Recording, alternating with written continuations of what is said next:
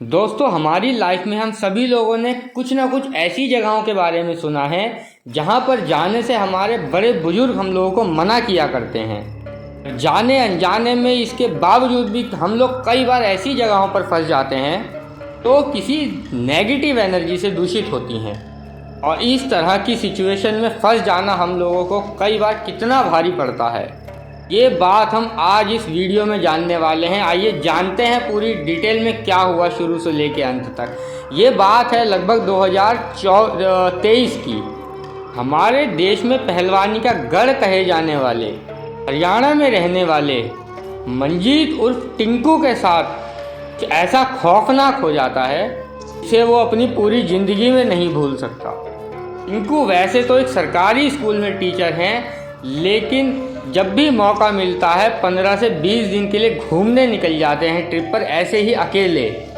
ये काम लगभग ये 15 सालों से कर रहे थे, लेकिन इस बार इस ट्रिप पे जो इनके साथ होने वाला था वो बेहद खतरनाक, खौफनाक और भयानक था। वो अक्सर ऐसी जगह पर जाना पसंद करते थे जहाँ पर आम ट्रैवल जो ट्रैवलर होते हैं, जो इस तरह के ट्रिप्स करना पसंद करते हैं, वो नहीं जा पाते हैं। टिंकू एक दिन बैठ करके ऐसे ही अपना इंस्टाग्राम देख रहे थे तो उसके ऊपर एक ऐसी रील उनको मिलती है जो कि उत्तराखंड से रिलेटेड थी। वहाँ की खूबसूरती, वहाँ के नज़ारे, वहाँ का व्यूज़ ऐसा था, तो डिसाइड करते हैं कि जैसे ही मौका मिलेगा मैं इस जगह को एक्सप्लोर करने ज़रूर जाऊँगा। फिर क्या था, जैसे ही उन्हें मौका मिलता है टिंकू अपने स्कूल से छुट्टी लेते हैं, मतलब अपनी जॉब से छुट्टी लेते हैं और निकल जाते हैं अपनी इस बेहतरीन सी सोलो ट्रिप पर। ये क्या करते थे, ये बिना किसी भी मेजर तैयारी के किसी भी रूट पर ऐसे ही निकल जाते थे, और इस बार भी इन्होंने ठीक ऐसा ही करा। ये गलती ने कितनी भारी पड़ने वाली थी, आइए जानेंगे आगे। इनका प्लान था ये अपने रोहतक से होते हुए उत्तराखंड, मतलब हल्द्वानी होते हुए, पिथौरागढ़ से होते हुए, तो इनका ये प्लान था जैसे ये पिथौरागढ़ पार करते हैं। पिथौरागढ़ पार करने के बाद ये हादसा इनके साथ उंशीहारी वाली बेल्ट पर होने वाली थी। अपनी राइड के तीसरे दिन टिंकू पिथौरागढ़ क्रॉस करते हुए धारचूला की तरफ बढ़ रहे थे। इस वक्त वो जिस जगह से गुजर रहे थे, और ये रास्ता कहा जाता है कि बहुत जंगली जानवरों से भरा हुआ है, तेंदुए वगैरह यहाँ पर बहुत आम हैं। जानवरों की वजह से काफ़ी रिस्की रास्ता था ये, और ये बात टिंकू भी बहुत अच्छी तरह से जानते थे। इनका एक सिंपल सा उसूल था कि अंधेरा होने से पहले इनको कहीं पर रूम या लॉज लेकर के रुकना होता था। इन केस अगर किसी वजह से लॉज या रूम नहीं मिल पाता था तो टिंकू कोई सेफ जगह देख करके वहीं पर अपना कैंप लगा लेते हैं। ऐसे तो ये अप्रोच बहुत अच्छी है, लेकिन आज ये अप्रोच इनको कितनी भारी पड़ने वाली थी इसका इन्हें ज़रा सा भी अंदाज़ा नहीं था। जैसे जैसे दिन ढल रहा था टिंकू की धड़कनें भी बढ़ती जा रही थी। ये एक बहुत ही आइसोलेटेड रूट था, और इस रूट पर किसी लॉज या होटल का मिलना लगभग इम्पॉसिबल था। इन्होंने डिसाइड किया जैसे ही कोई अगला गांव आएगा वो कोई सेफ जगह देख करके अपना कैंप लगा लेंगे। साल के इस समय पर क्या था कि दिन भी जल्दी ढल जाता था। दोस्तों, लकीली कहूँ या अनलकीली कहूँ, इनको पास में कुछ दूर चलने के बाद ही एक गांव दिख जाता है। गांव को देखकर वैसे तो ये बहुत खुश हो जाते हैं, लेकिन उन्हें नहीं मालूम था कि उस गांव में उनका कौन इंतज़ार कर रहा है।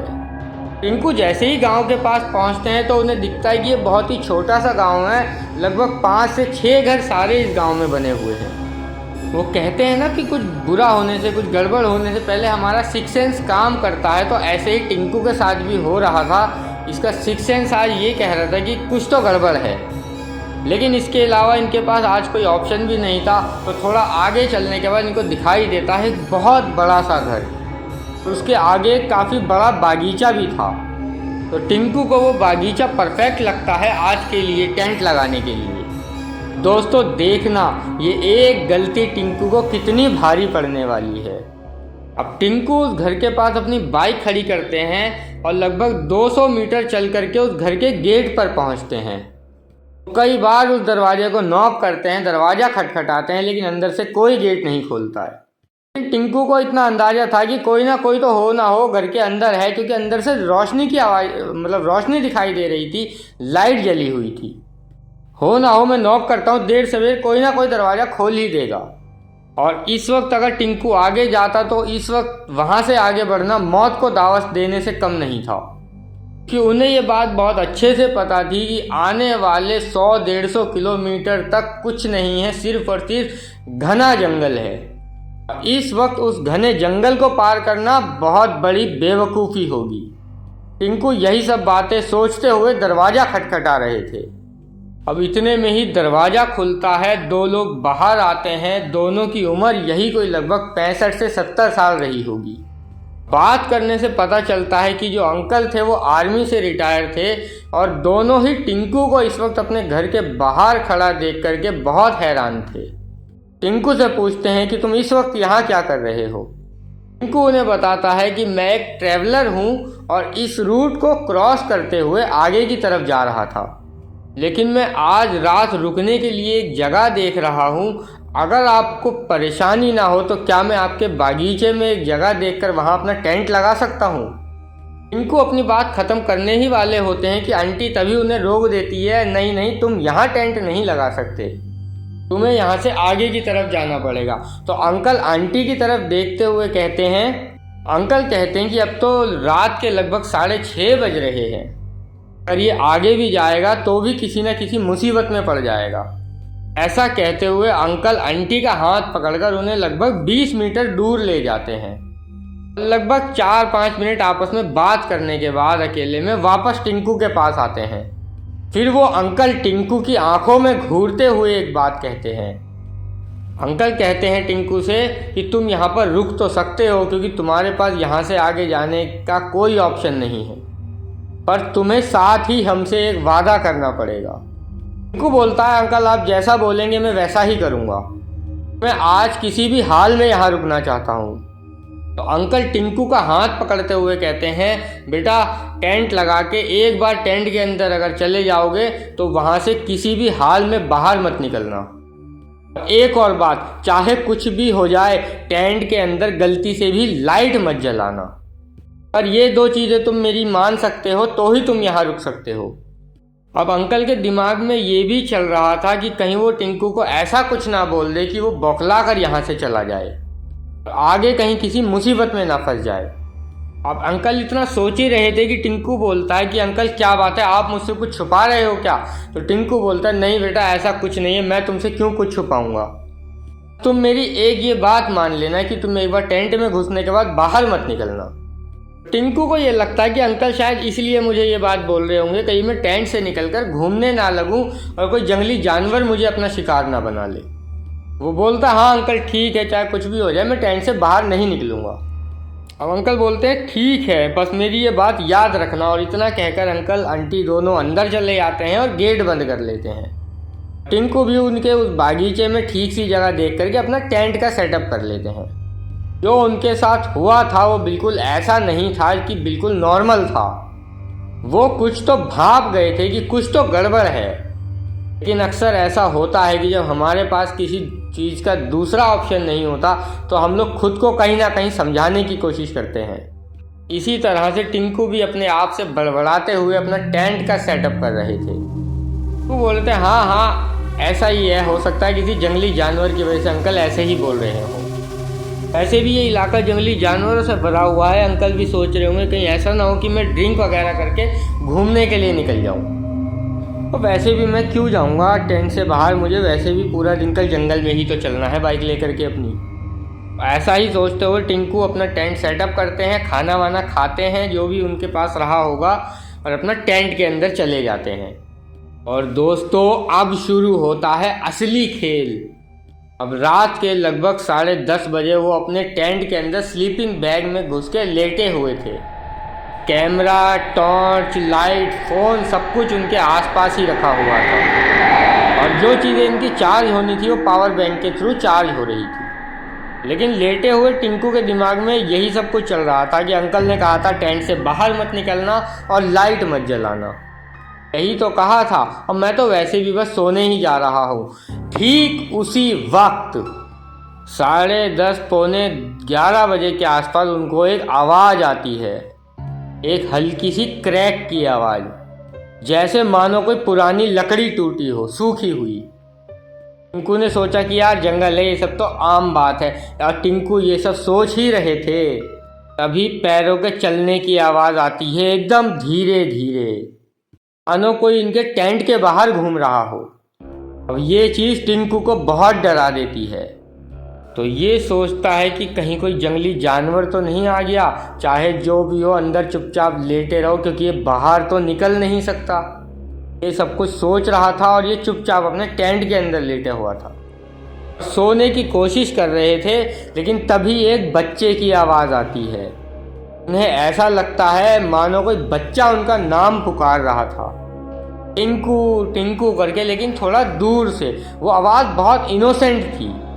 उन्हें लगा पहली बार में कि शायद कोई गांव की लड़की है जो शायद अपने किसी भाई बंधु को बुला रही होगी। हो सकता है उसका नाम भी टिंकू हो। पर कैसे इतनी रात को, वो भी जंगल के इतनी बीचों बीच, जंगल के अंदर कैसे हो सकता है?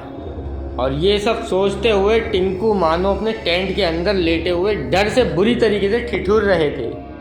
अभी उसे एहसास होती है किसी के चलने की हलचल, किसी की मूवमेंट, और बाहर वाली कैनवस टेंट के उसे हिलती हुई दिखाई देती है, न कोई उसके ऊपर उंगलियों से स्क्रैच कर रहा हो। और ये सब देखकर टिंकू समझ गया कि जरूर कोई टेंट के बाहर है, और उसका हाथ सीधा टॉर्च के ऊपर गया। और जैसे ही टॉर्च का बटन दबने वाला था, उसके दिमाग में अंकल की वही बात गूंजती है, चाहे कुछ भी हो जाए टेंट के अंदर लाइट मत जलाना।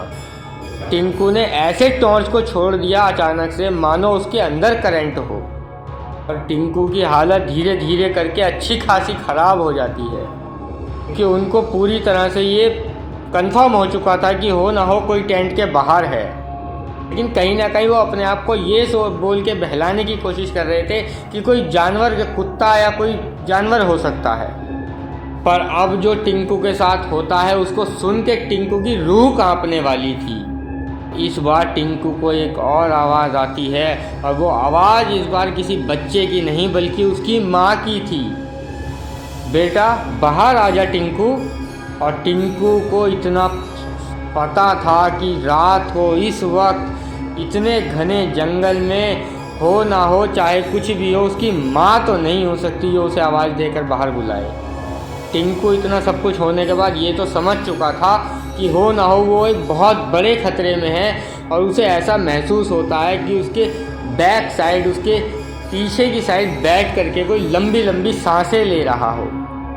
लेकिन अगर कोई इंसान इतनी पास खड़ा होता तो वो जाहिर सी बात है टिंकू को दिखाई दे जाता। तो लेकिन ऐसा कुछ नहीं था, टिंकू को दिखाई कोई नहीं दे रहा था, लेकिन सिर्फ एक फीलिंग थी कि कोई तो है मेरे पीछे जो सांसें ले रहा है खड़ा होके। और इतना सब कुछ होने के बाद कैमरा इसका चार्ज हो रहा था पावर बैंक से, और टिंकू की बॉडी एकदम फ्रीज हो चुकी थी मानो। और तभी टिंकू के टेंट को कोई बहुत तेज़ी से हिलाता है। एक बार, दो बार, तीन बार, इस बार लगभग टिंकू की सांसें रुक चुकी थी। इसको ये सब देखकर ऐसा लग रहा था कि मानो बाहर जो कोई भी है वो कुछ ही सेकंडों में टेंट को फाड़ के अंदर आ जाएगा। और इस बात को सोच सोच कर, देख देख कर टिंकू की हालत बहुत ज़्यादा ख़राब हो रही थी। अब दोस्तों, हम सभी लोगों के कोई ना कोई इष्ट देव जरूर होते हैं। बड़े बुजुर्ग कहते हैं कि वो इष्ट देव सदैव हमारी रक्षा करने के लिए खड़े रहते हैं, हमें उन्हें सच्चे दिल से याद करना होता है। और यही बात इस टिंकू के दादा की बोली हुई टिंकू के दिमाग में गूंज रही थी। इसी कश्मकश के बीच टिंकू तभी अपने हाथ जोड़ते हैं और अपने कुल देवता को याद करते हैं और उनसे मदद मांगते हैं। और उसके 2 या 3 मिनट के बाद ही टिंकू को लगता है कि वो जो शैडो थी बाहर, वो डिस्ट्रॉय सी होने लगती है, मानो उसको किसी ने कमांड दी हो, कोई चेतावनी दी हो, कोई आदेश दिया हो। और इसी के चलते धीरे धीरे हवा चलनी भी बंद हो जाती है, टेंट का भी हिलना इसका बंद हो जाता है। टिंकू को ऐसा महसूस होता है कि मानो उसके टेंट के पास से कोई बहुत बुरी तरीके से डर के दौड़ता हुआ गया है, जंगल की तरफ भागा है बुरी तरीके से डर के। और सबसे अच्छी बात ये थी कि टिंकू ना ही तो उस रात टेंट से बाहर निकले, ना ही अपनी कोई लाइट जलाई, और यहाँ तक कि अपनी सांसों की आवाज़ें भी नहीं होने दी। वो बस उस रात चुपचाप अपने टेंट के अंदर लेटे रहे, मानो उनकी बॉडी बिल्कुल सुन्न पड़ गई हो। कि इतना सब कुछ हो गया था कि नींद तो उन्हें आनी नहीं थी, बस टिंकू जैसे तैसे करके उस रात को बिताते हैं और सुबह होने का इंतज़ार करते हैं। और जैसे तैसे करके सुबह का वक्त होता है, 6:30 बज जाते हैं, और फिर टिंकू अपने टेंट के बाहर आते हैं और जाकर अंकल आंटी को सारी बात बतानी शुरू करते हैं।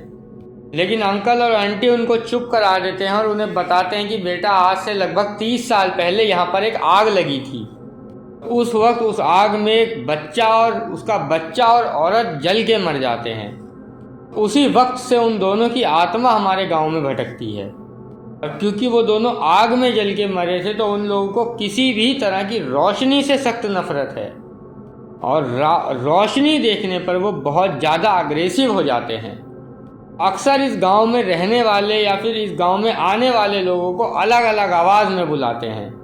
अगर कोई भी व्यक्ति उनकी आवाज़ सुनकर उनके पास चला जाता है तो वो उनको अपने साथ ले जाते हैं।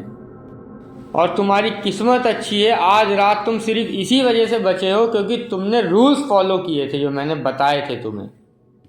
और टिंकू उनकी ये सारी बातें सुनकर कुछ भी नहीं बोलते हैं, बस जैसे तैसे नाश्ता करते हैं और अपनी सोलो राइड को वहीं पर कैंसिल करते हैं और सीधा अपने घर की तरफ वापस मुड़ जाते हैं। उस रात टिंकू के साथ जो कुछ भी हुआ वो ज़िंदगी भर उस बात को नहीं भूल पाएंगे, क्योंकि वो बहुत अच्छे से जानते हैं कि उस रात उन्होंने उस कितने बड़े खतरे को फेस किया है। तो आज इस कहानी को यहीं पर ख़त्म करते हैं। ये हमें किसी और ने नहीं बल्कि टिंकू ने ही इंस्टाग्राम पर लिख करके भेजी है। अगर आप लोगों को कहानी अच्छी लगी हो तो प्लीज़ लाइक करें, कमेंट करके ज़रूर बताएं आपको कहानी कैसी लगी, और चैनल को सब्सक्राइब करना ना भूलें। अगर आप लोगों के पास भी कोई ऐसा ही कोइंसिडेंस, कोई ऐसा ही किस्सा है तो हमें लिख भेजिए। हो सकता है हमारा अगला एपिसोड आपके हिसाब से बन रहा हो। तो कल फिर मिलते हैं एक नए से खौफनाक से एपिसोड के साथ। आज के लिए बस इतना ही। हंसते रहिए, मुस्कुराते रहिए, सुरक्षित रहिए। गुड नाइट, शुभ रात्रि, जय श्री राम।